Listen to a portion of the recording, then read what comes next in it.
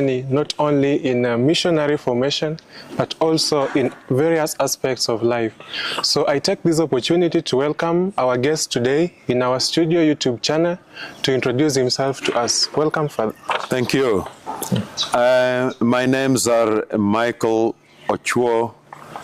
I am a Mill Hill missionary. I'm originally from Uganda, from Tororo Archdiocese, and my first parish is one of the oldest parishes in the Archdiocese, Nagongera, but that has been divided along the line, and it is now created 3 other parishes. So now my parish at the moment is called Namwaya Parish. Thank you very much, Father. I who is going to take you through this session, my name is Stanley Peter Odhiambo, a second-year student in philosophy. Thank you very much, Father, once more, and we are very happy to have you in our channel. Welcome. And as you celebrate your 25 years in priesthood, I would wish to ask you, what do you feel and what has been the most fulfilling aspect of your missionary life, more so as a Mill Hill missionary priest? I feel very happy. My life as a missionary for the last 25 years has been a happy life. There are challenges, of course, yes, but the happiness, joy, and peace overrides all the challenges could have been there. And I feel a happy man, and I'm happy to be celebrating, thanking God, thanking all those who have journeyed with me on these 25 years, and to celebrate the day. Thank you very much. That one sounds very interesting. You said you feel very happy. Oh, yeah. At least that one is very good. So if I may go straight away, you see this is a very long journey. You spent a lot of years in formation house and then some good experience in mission. Maybe just to take you a little bit back, what could have inspired you to join Mill Hill Missionaries, and how did you come to know about Mill Hill Missionaries? Mill Hill are the founders of Tororo Archdiocese, the first bishop, Grieve, and then the priests who have been working there, and also in my own secondary school or the junior seminary, I was taught by some Mill Hillers. So I knew Mill Hill from the word go. And their way of life attracted me because they seem to be people who interact with almost everybody. People are kind of like free, and sometimes I even had to learn some things from them, because during those days it was a difficult time of civil war and a means war. I saw some of the priests walk miles to go from Nagongera to Tororo and walk back. Sometimes you can find some of them on pair of shorts. And you know, so we interacted, we knew them, and yes, then you know, it makes it easier. That's very nice. And you said something very interesting, that what captured you was their simple life. The easiness of interacting with people. That's very nice. Yeah, and being able to fit in almost every situation. Yeah. By then, who was your vocation director? You know, we who are the beginners, we had a bit of a challenge. My vocation director happened to be my teacher at higher school at Namilango College. So when I came for the come and see, you know, he said, Michael, you're free. Feel free to see and for yourself and make a choice and make a decision. So having been my teacher, of course, makes a difference. But being the beginning, there was nothing structured.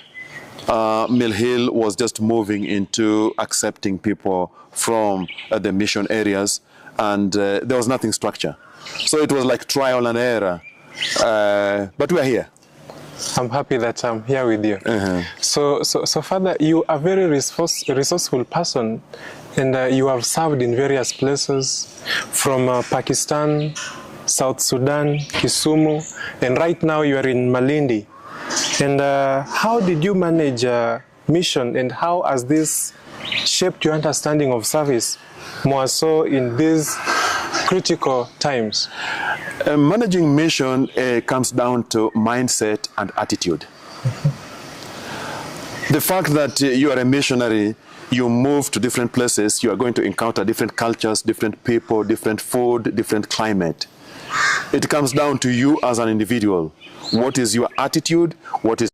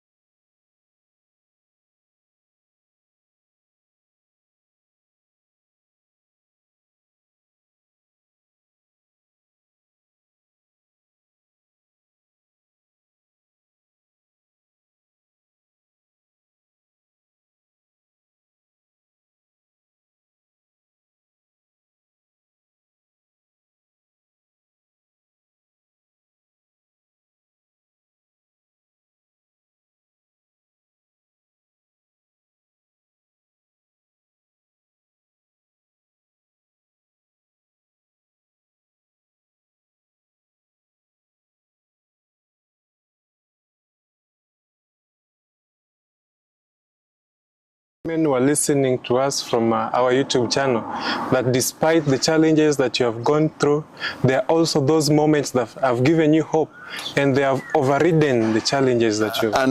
And just to add on that, I have my slogan and my principle, stand on your 2 feet. In life, wherever you go to, stand on your 2 feet and do what you're supposed to do. Did you just say stand on your 2 feet? Stand on your 2 feet. That's very... And that one I can tell you even now, you too.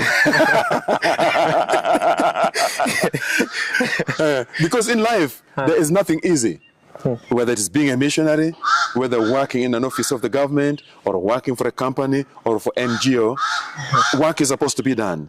Something is supposed to be done. So you have to participate. If you don't participate, if you're standing as if, oh yeah, I'm there and I'm not there, life will be very difficult. But if you say I'm there and I'm ready to go, life is going to be easy. Thank you very much. Father, you are somebody who loves environment. You really love nature. And if I may ask, how have you incorporated this in your missionary zeal? The love of nature? Environment is a very big thing. Apart from Pakistan, where I didn't have, I have to keep the place clean by taking the plastics out and whatever. But to create the greenery, like when I was in Kisumu, I planted quite a lot of trees there, some of which are standing up to today, giving people shade, greening the environment. And now in Malindi, we have what we call smart agriculture. Smart agriculture. Yes, so we have bananas. You can think that you are in Uganda and in Buganda where people eat bananas, but we're doing it there. We have pawpaws, we have avocado, we have sugarcane. So the place is green, and the place is inviting. We have our chicken there. To herd us, with a bit of whatever. But yes, we plant trees to keep the environment, and we keep the environment clean so that we too can be healthy. And that has been my passion. And even at home we have a big forest which over the years were planted in a way of carbon sinks, in a way of keeping the environment clean and trying to fight the global warming. So yeah, that has been, and I'm still doing it, and wherever I'll be doing that. So you have been the pioneer in all this. Apart from Malindi, when you're in Pakistan, when you're in South Sudan, you are taking the lead.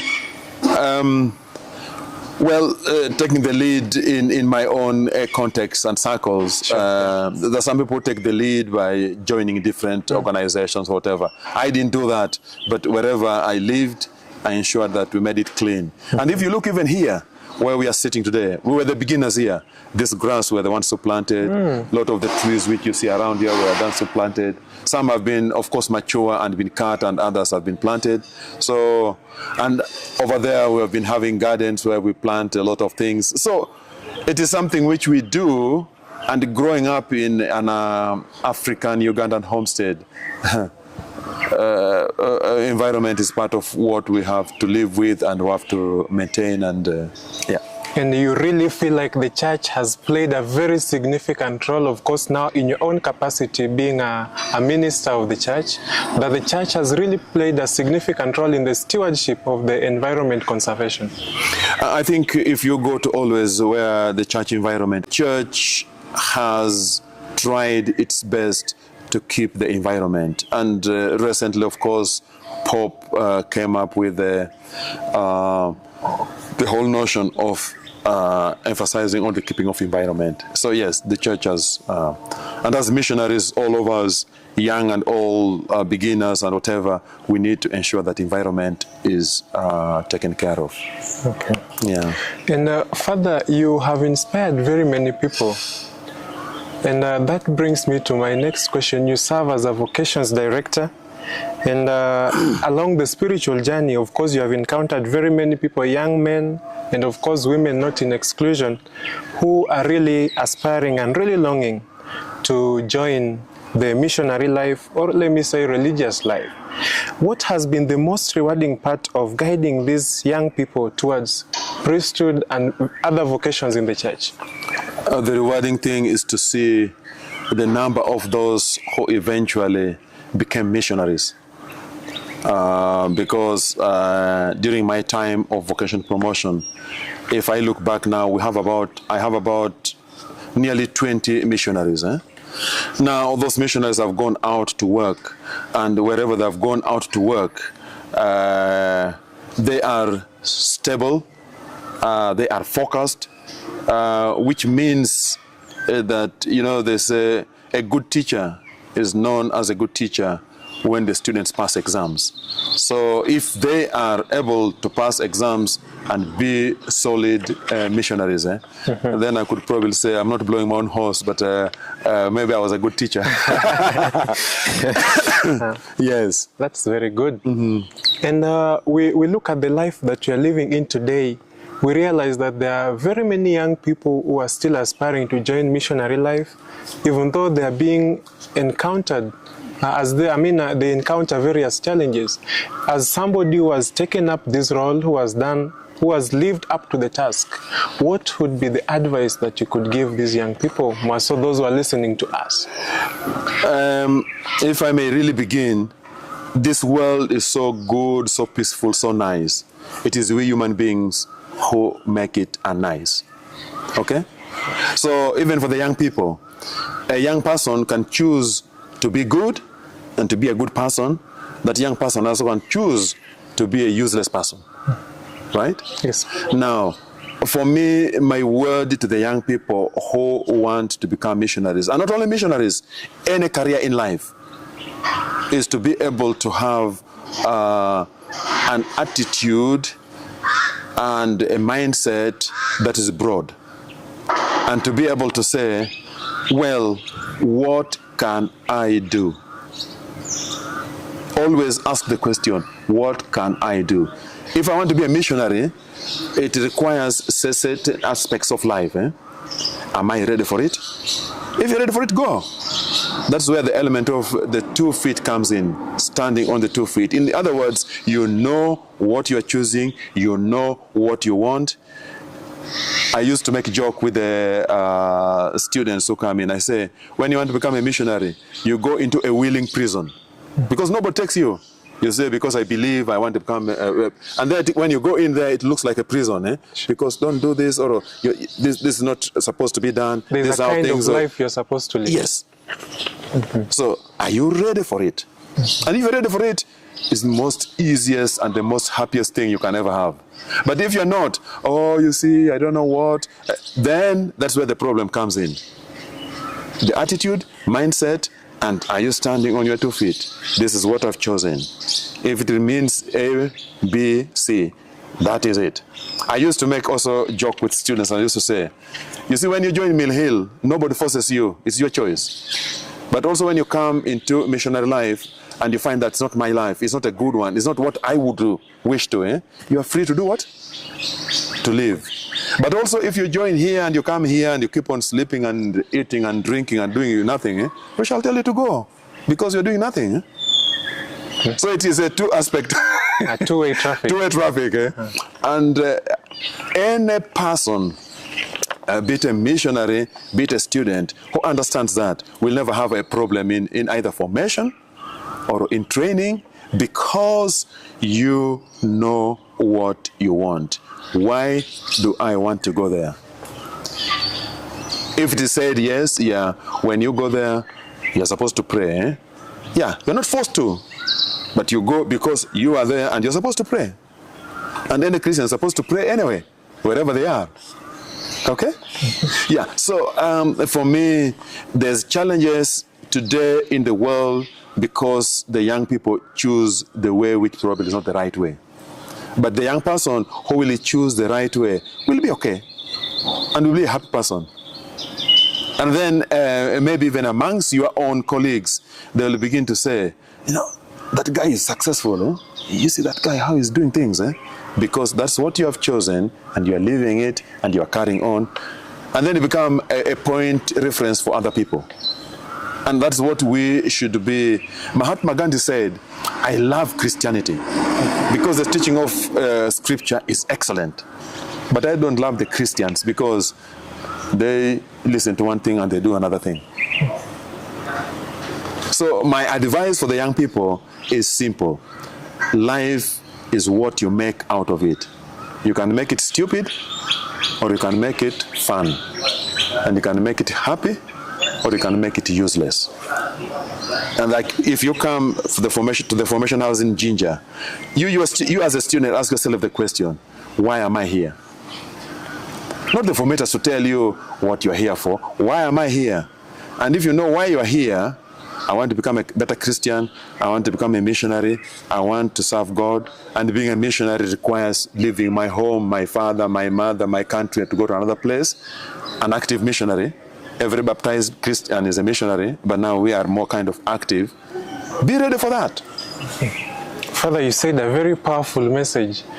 You have to ask yourself, why am I here? Yeah. And finally, back to your slogan, you have to stand on your feet after answering that question. That is very important. And if you do it, life will be so easy. You will actually, some of the students who are now missionaries, when they meet me, they tell me, thank you for telling us to stand on our 2 feet.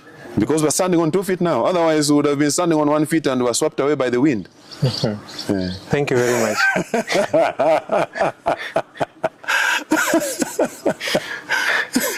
And Father, we celebrate you. Yes. As one of the pioneers, of course, of missionary priesthood in East Africa, that is Mill Hill. And as you celebrate your 25 years in missionary priesthood, what are some of your hopes and dreams for the future, and more so in future placements where you will do your mission? My hopes for the future is that the field is so wide, there's a lot of need. Probably we are not even enough to fulfill the needs. My hope is that we can build a good East African region. My hope is that we can continue to strengthen the church based on from what the missionaries who came here in the 1990s and 1980s did. Let us continue to build. Missionary life in those days was a bit easier. Missionary life today with child protection and whatever is a bit more difficult. And not only that, even the future is going to be more difficult, considering Corona and the fact that people were not going for mass, and even how the support of the priests or the missionaries could be. We need to look into that future to say, well, how are we going to sustain ourselves?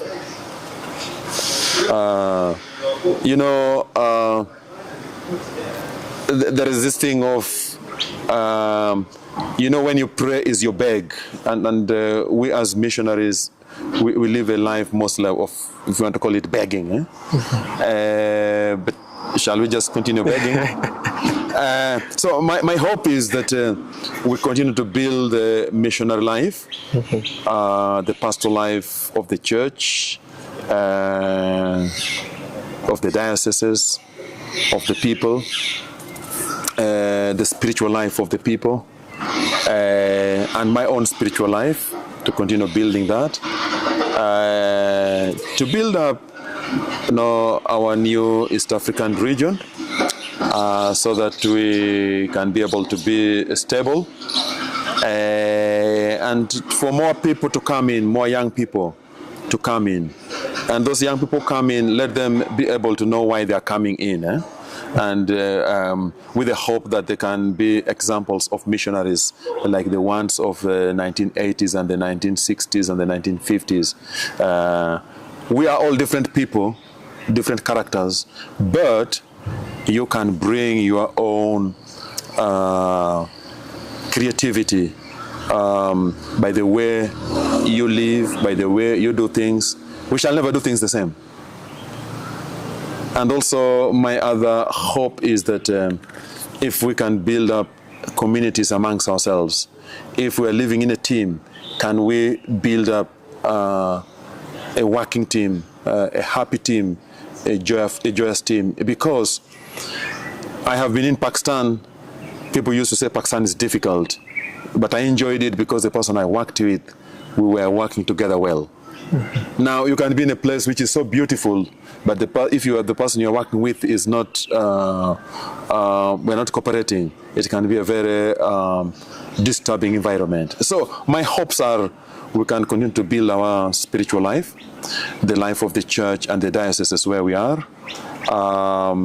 We need to build our own life as Mill Hill missionaries to be able to live a good spiritual life, but not only a good spiritual life, but also a life that we are able to meet our daily needs, and that when we are living together, whether we are students or students and priests, or priests and or missionaries together, that we are able to live in an environment, we can create a harmony. We can create something that makes people live a happy life. Thank you very much. And I really like the conviction that you have and the words of wisdom that you really give us to inspire us. And then finally, Father, I would ask you to our viewers and to the young generation, and more so also to those who have walked with you all through this journey, what would be your last words to them? What would be your message to them? My last word to all the people I've journeyed with, the people I've met and whatever, is to say that life is good. It is me to make that life even better. And for the young people, when you make a choice that you want to become a missionary, know why you want to become a missionary. And when you are there, stick there. And if you choose otherwise, it's also okay. But at least if you know what you want. So generally, I would say life is good. Life can be joyous and happy. But it is me, it is us to make it. And anything in life, be it missionary life, be it life of work and whatever, what we need to do is to have a good attitude, mindset, and to be able to say, when I'm there, let me do what I'm supposed to do. And then the happiness comes. But if we have a lot of thoughts and questions and whatever, you'll never be happy. So my word to all of you is that 25 years has been a very happy year, very happy years for me. I've enjoyed my ministry, and I know that you also, if you become a missionary and you have a good mindset and a good attitude, you will enjoy your mission ministry. And for the people who have supported me, my own family, my parents who are still alive, my brothers and sisters and friends, they've really made my life to move the way it has moved. And as we prepare to celebrate the 25 years, some of those people will come to support me, and all glory to God. Thank you very much. Good attitude, positive mindset, and finally you stand on your feet. That was very encouraging, Father. Thank you very much. And also to our dear esteemed viewers, thank you for staying tuned. And I would wish you subscribe into our channel, and you also share our videos to many other people. Thank you very much. Till we meet again. I was taking you through the session. My name is Stanley. Thank you very much. Thank you very much, and I wish you all the best. Thank you. And hope that you, even as a student, a time will come that you learn from the generals and the seniors. That can be a very good experience. Eh? Thank you very much. Thank you very much. May God bless you. And you too. Thank you. Yeah.